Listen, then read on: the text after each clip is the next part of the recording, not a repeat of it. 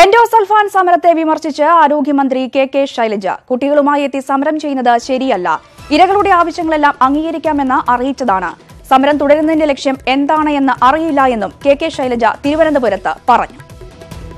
വീണ്ടും തുടരുന്നു എന്നല്ല, അതുമല്ല, കുട്ടികളെല്ലാം ഇങ്ങനെ പ്രദർശിപ്പിച്ചുകൊണ്ട് അവർ ഇരിക്കുകയാണ്. ഞാൻ പിന്നെ എന്താ പറയേണ്ടത്? അതിന് കുട്ടികളെ പ്രദർശിപ്പിച്ചിട്ട് സമരം ചെയ്യുന്നവർ, ആ കുട്ടികൾ ആരെങ്കിലും, അവിടെ ഇരിക്കുന്ന കുട്ടികൾ ആരെങ്കിലും ഈ സ്കീമിൽ ഉൾപ്പെട്ടിട്ടുള്ളവരല്ലെങ്കിൽ അവരെ ഞങ്ങൾ പരിശോധിച്ചിട്ട് ഈ സ്കീമിൽ ഉൾപ്പെടുത്തേണ്ടവരാണെങ്കിൽ ഉറപ്പായിട്ട് ഉൾപ്പെടുത്തുന്നതാണ് പറഞ്ഞത്. അങ്ങനെ ഒന്നിനും തയ്യാറാവുന്നില്ല. അവർ കുറേ കുട്ടികളെ ഇവിടെ കൂട്ടിക്കൊണ്ട് വന്നിട്ട് ഇവിടെ ഇരിക്കുന്നു, സമരം ചെയ്യുന്നു. എന്താ അതിൻ്റെ പിന്നിലെ താല്പര്യം എന്ന് എനിക്കത്ര ആലോചിച്ചിട്ട് മനസ്സിലാവുന്നില്ല. വിശദാംശങ്ങളുമായി സമരപന്തലിൽ നിന്നും ഉമേഷ് ബാലകൃഷ്ണൻ ചേരുന്നു. ഉമേഷ്, എന്തായാലും എൻഡോസൾഫാൻ സമരത്തെ വിമർശിച്ച് ആരോഗ്യമന്ത്രി രംഗത്തെത്തിയിരിക്കുന്നു. കുട്ടികളുമായി എത്തി സമരം ചെയ്യുന്നത് ശരിയല്ല എന്നാണ് മന്ത്രിയുടെ നിലപാട്. കൂടുതൽ വിശദാംശങ്ങൾ എങ്ങനെയാണ്?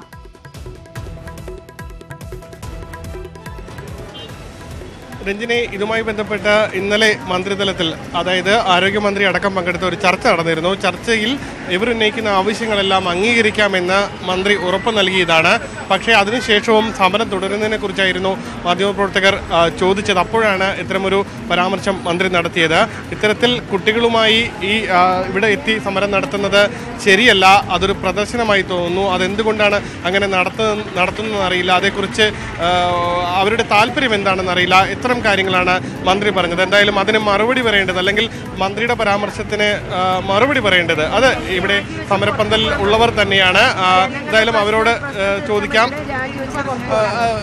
ഇപ്പോൾ ആരോഗ്യമന്ത്രി തന്നെ പറഞ്ഞത്, നിങ്ങൾ കുട്ടികളെ ഇങ്ങനെ പ്രദർശിപ്പിച്ചുകൊണ്ട് സമരം നടത്തുന്നത് ശരിയല്ല, നിങ്ങളുടെ ലക്ഷ്യം എന്താണ് എന്ന് അറിയില്ല എന്ന തരത്തിൽ പറഞ്ഞു. എന്താണ് നിങ്ങൾക്ക് പറയാനുള്ളത് മന്ത്രിയോട്?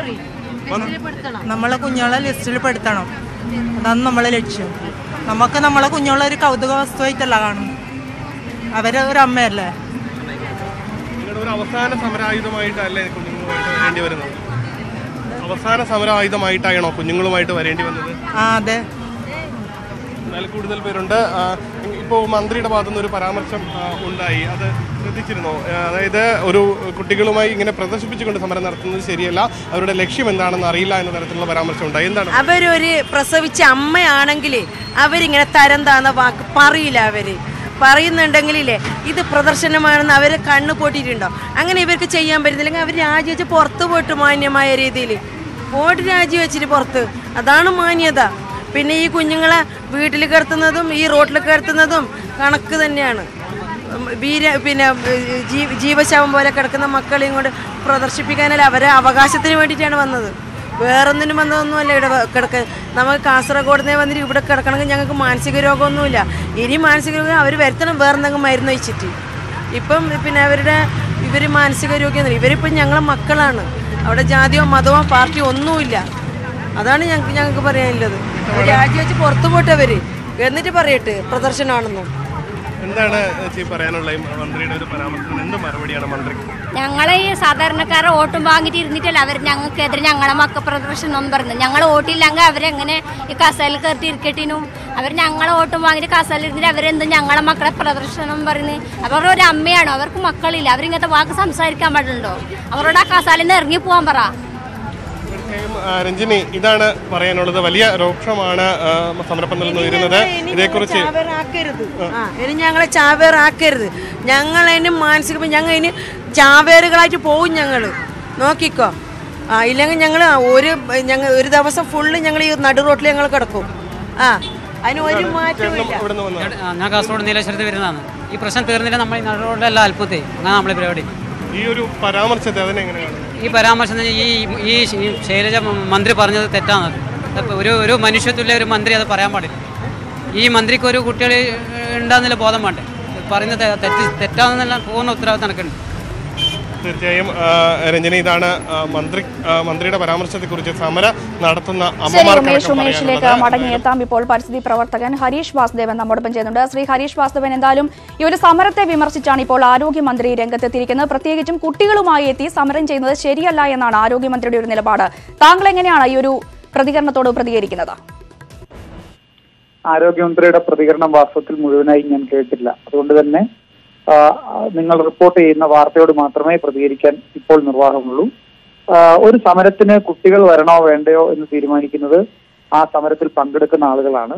ആ ഹരീഷ് വാസ്തവൻ, എന്തായാലും താങ്കൾക്ക് ആ പ്രതികരണം ഒന്ന് കേൾക്കാവുന്നതാണ്. വീണ്ടും തുടരുന്നു എന്നല്ല, അതുമല്ല കുട്ടികളെല്ലാം ഇങ്ങനെ പ്രദർശിപ്പിച്ചുകൊണ്ട് അവർ ഇരിക്കുകയാണ്. ഞാൻ പിന്നെ എന്താ പറയേണ്ടത് അതിന്? കുട്ടികളെ പ്രദർശിപ്പിച്ചിട്ട് സമരം ചെയ്യുന്നവർ, ആ കുട്ടികൾ ആരെങ്കിലും, അവിടെ ഇരിക്കുന്ന കുട്ടികൾ ആരെങ്കിലും ഈ സ്കീമിൽ ഉൾപ്പെട്ടിട്ടുള്ളവരല്ലെങ്കിൽ അവരെ ഞങ്ങൾ പരിശോധിച്ചിട്ട് ഈ സ്കീമിൽ ഉൾപ്പെടുത്തേണ്ടവരാണെങ്കിൽ ഉറപ്പായിട്ട് ഉൾപ്പെടുത്തുന്നതാണ് പറഞ്ഞത്. അങ്ങനെ ഒന്നിനും തയ്യാറാവുന്നില്ല. അവർ കുറേ കുട്ടികളെ ഇവിടെ കൂട്ടിക്കൊണ്ട് വന്നിട്ട് ഇവിടെ ഇരിക്കുന്നു, സമരം ചെയ്യുന്നു. എന്താ അതിൻ്റെ പിന്നിലെ താല്പര്യം എനിക്കത്ര ആലോചിച്ചിട്ട് മനസ്സിലാവുന്നില്ല. അവർ പറഞ്ഞ എല്ലാം ഗവൺമെൻറ് കേട്ടിട്ടുണ്ട്. ഇന്നലെ നല്ല ചർച്ചയായിരുന്നു. പക്ഷേ അവരൊന്നിനും വഴങ്ങാണ്ട് ഇവിടെ ഈ കുട്ടികളെ ഇങ്ങനെ കഷ്ടപ്പെടുത്തുകയാണ്, കുട്ടികളെയും കൊണ്ട് ഇവിടെ ഇരുന്നിട്ട്. എന്തായാലും താങ്കൾ പ്രതികരണം കേട്ട് കാണുമല്ലോ, താങ്കൾക്ക് തുടരാം.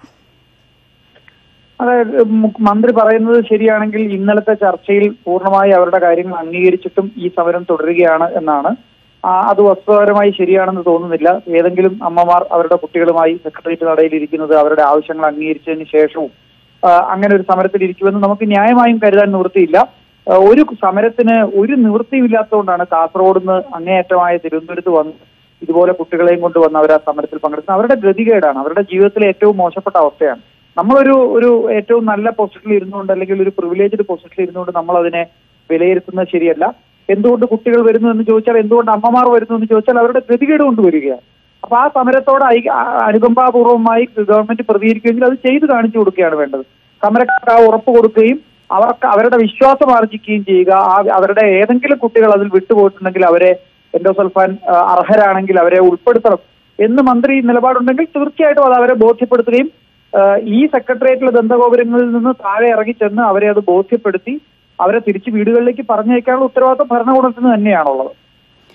വളരെയധികം നന്ദി ശ്രീ ഹരീഷ് വാസുദേവൻ, താങ്കളുടെ പ്രതികരണത്തിൽ. ഇപ്പോൾ കോൺഗ്രസ് നേതാവ് വി എം സുധീരൻ നമ്മളോടൊപ്പം ചെയ്യുന്നത്. ശ്രീ വി എം സുധീരൻ, എന്തായാലും മന്ത്രി പറഞ്ഞത് ഇന്നലെ സമരക്കാരുമായി ചർച്ച ചെയ്യുന്നു, അതിൽ അനുകൂലമായ ഒരു നിലപാടാണ് ഉണ്ടായത്. ഇപ്പോൾ മന്ത്രി പറഞ്ഞിരിക്കുന്ന കുട്ടികളുമായി എത്തി സമരം ചെയ്യുന്നത് ശരിയല്ല എന്നാണ്. താങ്കൾ എങ്ങനെയാണ് ഇതിനോട് പ്രതികരിക്കുന്നത്? ഞാൻ ആദ്യമേ പറയട്ടെ, എൻഡോസൾഫാൻ ദുരിതബാധിതരെ നേരിടുന്ന ഈ പ്രശ്നങ്ങൾ പരിഹരിക്കണം എന്നാവശ്യപ്പെട്ടുകൊണ്ട് വർഷങ്ങളായി അവിടെ നടന്നു വരുന്ന സമരത്തിൽ അവരോടൊപ്പം നിന്ന ഇളയ പൊതുപ്രവർത്തകനാണ് ഞാൻ. ബഹുമാനപ്പെട്ട വി എസ് അച്യുതാനന്ദൻ മുഖ്യമന്ത്രിയായിരുന്നപ്പോൾ, പിന്നീട് ശ്രീ ഉമ്മൻചാണ്ടി വന്ന അവസരത്തിലും ഓരോ ഘട്ടത്തിലും ഈ പ്രശ്നത്തിൽ ഇടപെടാനും അതാത് സർക്കാരുകളെ ഈ പ്രശ്നത്തിന്റെ ഗൗരവം ബോധ്യപ്പെടുത്താനും പരമാവധി ശ്രമിച്ചിട്ടുണ്ട്.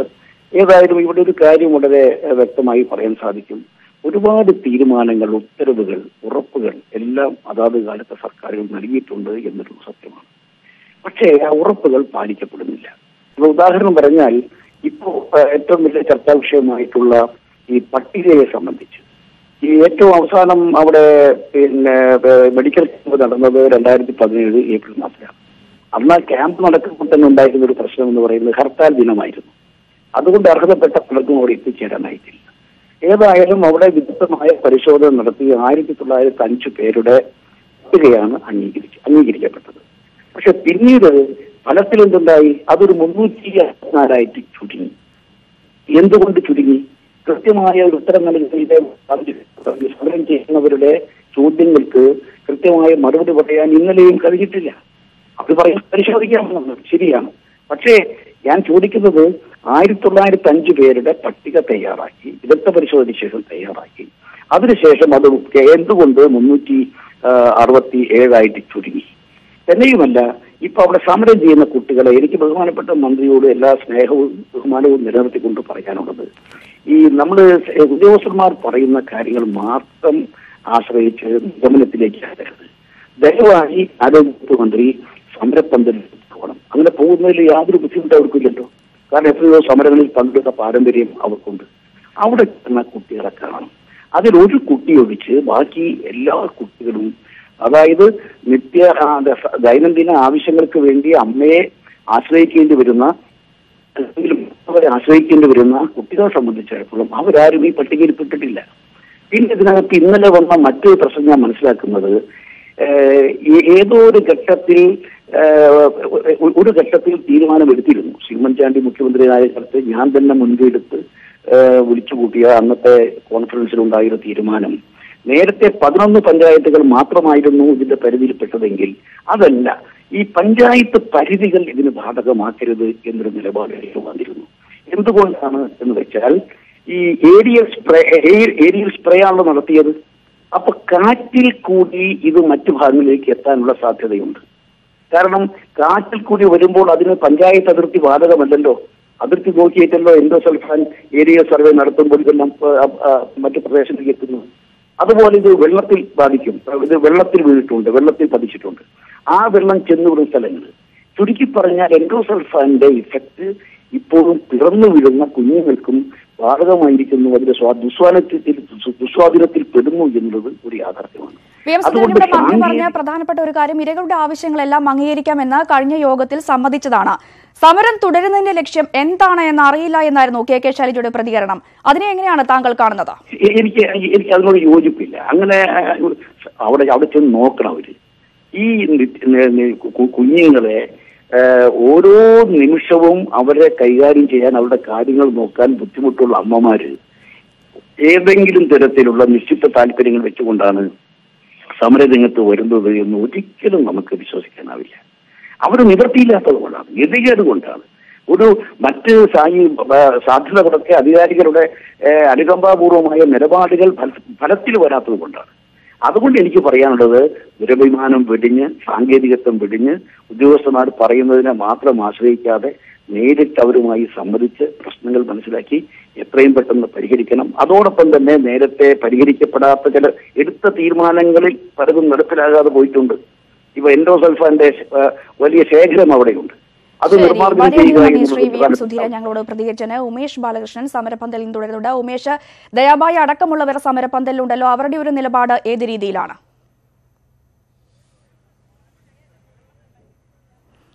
ഉമേഷിലേക്ക് മടങ്ങിയെത്താം. ഇപ്പോൾ MP പി കരുണാകരൻ നമ്മോടൊപ്പം ചേരുന്നത്. ശ്രീ കരുണാകരൻ, താങ്കൾ കേട്ട് കാണുമല്ലോ മന്ത്രിയുടെ പ്രതികരണം. കുട്ടികളുമായി എത്തി സമരം ചെയ്യുന്നത് ശരിയല്ല എന്നതാണ് മന്ത്രി ഇപ്പോൾ പറഞ്ഞിരിക്കുന്നത്. താങ്കൾ എങ്ങനെയാണ് ഇതിനോട് പ്രതികരിക്കുന്നത്?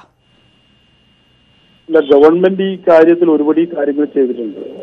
അത് ഈ ഗവൺമെന്റ് മാത്രമല്ല, LDF ഗവൺമെന്റ് ആയാലും UDF ഗവൺമെന്റ് ആയാലും. ഞാൻ തന്നെ മുൻകൈ എടുത്തുകൊണ്ട് ദേശീയ തലത്തിലുള്ള 1000-ഓളം ആൾക്കാർ പങ്കെടുത്ത സെമിനാർ 2 വർഷം മുമ്പ് നടത്തിയിരുന്നു. അതിൽ ശാസ്ത്രകാരന്മാര്, ചരിത്രകാരന്മാര്, മറ്റു ആൾക്കാരുണ്ടായിരുന്നു. 4 വിഷയങ്ങളെ സംബന്ധിച്ച് വിശദമായി അതിൽ ചർച്ച ചെയ്തിരുന്നു. അന്ന് മുഖ്യമന്ത്രി ശ്രീ ഉമ്മൻചാണ്ടിയായിരുന്നു. അത് ആരോഗ്യരംഗം, കാർഷിക രംഗം, വിദ്യാഭ്യാസ രംഗം, പാരിസ്ഥിതിക പ്രശ്നം. അതിന്റെ അടിസ്ഥാനത്തിലാണ് ഗവൺമെന്റ് ഇപ്പോൾ നടപടികൾ സ്വീകരിച്ചുകൊണ്ടിരിക്കുന്നത്. ഇപ്പോ ഇതിൽ ഉന്നയിക്കപ്പെട്ട ഒട്ടേറെ കാര്യങ്ങൾ എന്ന് പറയുന്നത്, അവരെ സംബന്ധിച്ചിടത്തോളം പെൻഷന്റെ പ്രശ്നം, അവരുടെ സഹായം, അവരുടെ ട്രീറ്റ്മെന്റ്, അതുപോലെ തന്നെ പാനലുമായിട്ട് ബന്ധപ്പെട്ട കാര്യം, കടങ്ങളുടെ മൊറട്ടോറിയം, ഇതുപോലുള്ള നിരവധി വിഷയങ്ങൾ യഥാർത്ഥത്തിൽ എൻഡോസൾഫാൻ സെല്ല് തന്നെ. മാത്രമല്ല, ഗവൺമെന്റ് ഒരു കാര്യം ചെയ്തിട്ടുണ്ട്, മുൻ ഗവൺമെന്റ് ചെയ്തതാണ്. കാരണം ഇതിൽ ഉയർന്നു വരുന്ന പ്രശ്നങ്ങൾ അതാത് സമയത്ത് ചർച്ച ചെയ്യുന്നതിന് വേണ്ടിയിട്ട് എൻഡോസൾഫാന്റെ ഒരു സെല്ല് രൂപീകരിക്കുന്നുണ്ട്, സ്പെഷ്യൽ. അതിൽ രാഷ്ട്രീയ പാർട്ടി നേതാക്കളും അതുപോലെ തന്നെ എൻഡോസൾഫാൻ വിക്ടിംസിന്റെ പ്രതിനിധികളും എല്ലാവരും ഉണ്ട്. അതിൽ ചർച്ച ചെയ്തുകൊണ്ട് തീരാത്ത കാര്യങ്ങൾ ഓരോന്നും. കാരണം ശരിയാണ്, നമ്മളാരും ഉണ്ടാക്കിയതല്ല. കാരണം ഒരു കാലഘട്ടത്തിൽ ചെയ്തിട്ടുള്ള ഒരു തെറ്റായ ഇതിന്റെ ഭാഗമായിട്ട് വന്നിട്ടുള്ള ഒരു വളരെ ഗുരുതരമായിട്ടുള്ള ഒരു വിപത്ത്, അതിന്റെ ഒരു തുടർച്ച നടന്നുകൊണ്ടിരിക്കുകയാണ്. നമുക്ക് ചെയ്യാൻ വേണ്ടി കഴിയുക അതിന്റെ റീഹാബിലിറ്റേഷൻ, അവരുടെ ട്രീറ്റ്മെന്റ്, അവരുടെ പെൻഷൻ, അവരുടെ മറ്റു സഹായം, ഇതൊക്കെയാണ്. 154 കോടി രൂപ ഇതിനകം തന്നെ ഗവൺമെന്റ് ഇതിനു വേണ്ടിയിട്ട് ചെലവഴിച്ചിട്ടുണ്ട്. എനിക്ക് പറയാൻ വേണ്ടി കഴിയും, ഈ എൻഡോസൾഫാൻ മേഖലയ്ക്ക് വേണ്ടി മാത്രമായിട്ട് 325 കോടി രൂപയുടെ സ്കീമാണ് നബാർഡ് മുഖേന ഇവിടെ നടപ്പിലാക്കിയത്. അത് പ്രധാനമായിട്ടും ഇവരുടെ ബഡ്സ് സ്കൂള്, ഇവരുടെ അംഗൻവാടി, ഈ മേഖലകളിലെ ആശുപത്രി, അതുപോലെ തന്നെ മറ്റു സൗകര്യങ്ങൾ, പശ്ചാത്തല സൗകര്യ വികസനം വളരെ പ്രധാനപ്പെട്ടതാണല്ലോ, വെള്ളം ഉൾപ്പെടെയുള്ള കാര്യങ്ങളെ സംബന്ധിച്ചാണ്. അതുകൊണ്ട് ഒന്നും ചെയ്തിട്ടില്ല എന്ന നിലയിൽ നമ്മൾ ഈ വിഷയത്തെ സംബന്ധിച്ചിടത്തോളം പ്രതികരിക്കുന്നത് ശരിയല്ല. ചെയ്യാൻ ബാക്കിയുള്ള വിഷയങ്ങളുണ്ടാവും, അതൊക്കെ ചർച്ചയിലൂടെ പരിഹരിക്കും. ഇപ്പോ ഈ യഥാർത്ഥ അർഹതപ്പെട്ട ആൾക്കാരെ തിരഞ്ഞെടുക്കാൻ എന്താണ് മാനദണ്ഡം? നമ്മൾ തന്നെ ചർച്ച ചെയ്തിട്ട് എക്സ്പേർട്സ് ഡോക്ടർമാരെ വെച്ചുകൊണ്ട് 3-4 ഏകദേശം 16ഓളം മെഡിക്കൽ ക്യാമ്പുകൾ ഇതിനകം നടന്നു. ഈ അവസാനത്തെ 4ാമത്തെ കരുണാകരൻ, എന്തായാലും വാഗ്ദാനങ്ങളൊന്നും പാലിക്കപ്പെട്ടില്ല, വേണ്ട സഹായങ്ങൾ ലഭിച്ചില്ല എന്നാവശ്യപ്പെട്ടാണ് അവർ വീണ്ടും സെക്രട്ടേറിയറ്റിന് മുന്നിലേക്ക് സമരവുമായി എത്തിയിരിക്കുന്നത്. അതിനിടയിലാണ് കുട്ടികളുമായി എത്തി സമരം ചെയ്യുന്നത് ശരിയല്ല എന്ന് ആരോഗ്യമന്ത്രി കെ ശൈലജ പ്രതികരിച്ചിരിക്കുന്നത്. മന്ത്രിയുടെ ഈ ഒരു പ്രതികരണത്തോടുള്ള താങ്കളുടെ ഒരു പ്രതികരണം ഏത് രീതിയിലാണ്? പ്രതികരണത്തിന്റെ പ്രശ്നമല്ല ഇത്. യഥാർത്ഥത്തിൽ ആരോഗ്യരംഗത്തെ സംബന്ധിച്ചിടത്തോളം ഇപ്പോൾ കോഴിക്കോട് മെഡിക്കൽ കോളേജ് ആയാലും മണിപ്പാൽ മെഡിക്കൽ കോളേജ് ആയാലും മംഗലാപുരത്തെ കോളേജ് ആയാലും എല്ലാ സ്ഥലങ്ങളിലും അവർക്ക് എംപാനൽ എന്ന നിലയിൽ ആശുപത്രി സൗകര്യങ്ങൾ ചെയ്തു കൊടുക്കുന്നുണ്ട്. ഞാൻ പറയുന്നത് അവരുടെ എല്ലാ പ്രശ്നങ്ങളും പരിഹരിക്കപ്പെട്ടു എന്നുള്ളതല്ല. കാരണം എനിക്കറിയാം അവരുടെ പ്രശ്നങ്ങളും കാര്യങ്ങളും മറ്റൊക്കെ ആയിട്ടുള്ളത്. റീഹാബിലിറ്റേഷന്റെ പ്രശ്നം ബാക്കിയുള്ളതിൽ ശരിയാണ്. പ്രത്യേകമായിട്ടുള്ള ആശുപത്രി വേണമെന്നുള്ള വിദഗ്ധർ ഉൾപ്പെടെയുള്ള ഡോക്ടർമാരുടെ ആശുപത്രി വേണമെന്നുള്ളത് ശരിയാണ്. അപ്പൊ അത്തരം കാര്യങ്ങളെ സംബന്ധിച്ചും ഗവൺമെന്റ് യഥാർത്ഥത്തിൽ ഈ ബഡ്ജറ്റിൽ തന്നെ സംഖ്യ ഉൾക്കൊള്ളിച്ചിട്ടുണ്ട്. അത് മാത്രം മതിയാവത്തില്ല. അതുകൊണ്ട് അത്തരം വിഷയങ്ങൾ ചർച്ച ചെയ്തിട്ട് ഗവൺമെന്റ് ശ്രദ്ധയിൽ നമ്മൾ നിരത്തിപ്പെടുത്തുകയാണ്. സെല്ലത് ചർച്ച ചെയ്താണ്. ആ നിലയിൽ ആ പ്രശ്നം പരിഹരിക്കാനായിരുന്നു അവർ ശ്രദ്ധിക്കേണ്ടത്. ഇപ്പോ ഈ നിലയിൽ ഇപ്പോ എൻഡോസൾഫാൻ ഇരകൾ എന്ന നിലയിൽ ഒട്ടേറെ ആൾക്കാർ ഇപ്പോൾ അവിടെ വന്ന് ഇതൊരു മാനുഷിക പ്രശ്നം എന്നതിൽ ഉയർത്തി വളരെയധികം ശ്രീ പി കരുണാകരൻ ഞങ്ങളോട് പ്രതികരിച്ചു. എൻഡോസൾഫാൻ സമരത്തെ വിമർശിച്ച് ആരോഗ്യമന്ത്രി കെ ശൈലജ രംഗത്തെത്തിയിരിക്കുന്നു. കുട്ടികളുമായി എത്തി സമരം ചെയ്യുന്നത് ശരിയല്ല എന്നാണ് മന്ത്രി പറഞ്ഞിരിക്കുന്നത്. ഇരകളുടെ ആവശ്യങ്ങളെല്ലാം അംഗീകരിക്കാമെന്ന് അറിയിച്ചതാണ്. സമരം തുടരുന്ന ലക്ഷ്യം എന്താണ് എന്നറിയില്ല എന്നും കെ ശൈലജ തിരുവനന്തപുരത്ത് പറഞ്ഞു. ഇപ്പോൾ സമരപന്തലിൽ നിന്നും ദയാഭായി മാധ്യമങ്ങളോട് പ്രതികരിച്ചു. ഈ മന്ത്രിയുടെ പേരിൽ ഏത് ആക്ഷനാണ് എടുക്കേണ്ടതെന്ന് എനിക്കറിയില്ല. കാരണം ഇത് വളരെ ക്രൂരമായ ഒരു സ്റ്റേറ്റ്മെന്റ് ആണ്. അവർക്ക് അല്പമെങ്കിലും മനസാക്ഷി ഉണ്ടെങ്കിൽ ഇങ്ങനെ പറയാൻ സാധിക്കില്ല. ഈ കുട്ടികൾ നിങ്ങൾക്ക് കാണുമ്പോൾ ഇത് പ്രദർശനമാണെന്ന് തോന്നും, നിങ്ങൾക്ക് മനസാക്ഷി കുറ്റം തോന്നുമായിരിക്കും. അപ്പം പ്രദർശനമാണെന്ന് പറയാം. കാരണം ഇവരെ സൈലൻസ് ആക്കി ഇട്ടിരുന്ന ഇത്രയും നാളും. അപ്പം ഇന്ന് പുറത്ത് വരുമ്പം 4 പേര് കാണുന്നു. അപ്പോൾ അവർക്ക് അത് ലജ്ജാകരമായിട്ട് തോന്നും. So it's only an excuse. ഇത് തീർന്നെങ്കിൽ ഇന്നലത്തെ ചർച്ച പോലും ഫെയിലിയർ ആയിട്ടാണ് ഞങ്ങൾ ഫർദർ നടപടികളും സമരം തീവ്രമായിട്ടാക്കാൻ സാധിക്കുന്നത്. പിന്നെ എങ്ങനെയാണ് അംഗീകരിച്ചത്? ഉമേഷ് ബാലകൃഷ്ണൻ തിരുവനന്തപുരത്ത് നിന്ന് തുടരുന്നുണ്ട്. ഉമേഷ്, എന്തായാലും സാമൂഹ്യ പ്രവർത്തക ദയാഭായി സമരക്കാരടക്കം രൂക്ഷമായ വിമർശനവുമായാണ് ആരോഗ്യമന്ത്രിയുടെ പ്രതികരണത്തിനെതിരെ രംഗത്തെത്തിയിരിക്കുന്നത്. ഏത് രീതിയിൽ സമരം മുന്നോട്ട് കൊണ്ടുപോകാനാണ് സമരക്കാരുടെ തീരുമാനം? സമരം കൂടുതൽ ശക്തമാകും. നാളെ മുഖ്യമന്ത്രിയുടെ ഔദ്യോഗിക വസതിയിലേക്ക് സങ്കടജാഥ നടത്തുന്നുണ്ട്. ഇതോടൊപ്പമാണ് ഇപ്പോൾ മന്ത്രിയുടെ പ്രതികരണം കൂടി വന്നത്. ഈ സാഹചര്യത്തിൽ വലിയ പ്രതിഷേധമാണ് സമരപന്തലിൽ നിന്ന് ഉയരുന്നതും തങ്ങളുടെ ഈ സമരത്തെ ഒരു പ്രദർശനമായി മന്ത്രി കണ്ടു എന്നുള്ളതും നേരത്തെ തന്നെ മന്ത്രി ഇത്തരം സമരക്കാരുടെ ആവശ്യങ്ങളെല്ലാം അംഗീകരിച്ചു എന്ന് പറഞ്ഞപ്പോൾ ഇവർ ആവശ്യപ്പെട്ടത് അതൊരു ഓർഡറായി ഇറക്കണമെന്നാണ്. അത്തരമൊരു ഓർഡർ ഇറക്കുന്നത് വരെ സമരം തുടരുമെന്നാണ് ഇവരുടെ തീരുമാനവും. പക്ഷേ അത് തയ്യാറാകാതെ തങ്ങളുടെ സമരം ഒരു പ്രദർശനം എന്ന് പറഞ്ഞ് ആക്ഷേപിച്ചതിനെതിരെ വലിയ പ്രതിഷേധം ദയാഭായിയുടെ ഭാഗത്തു നിന്നും സമരം ചെയ്യുന്ന അമ്മമാരുടെ ഭാഗത്തു നിന്നും ഉണ്ടായിരിക്കുന്നു. രഞ്ജനി.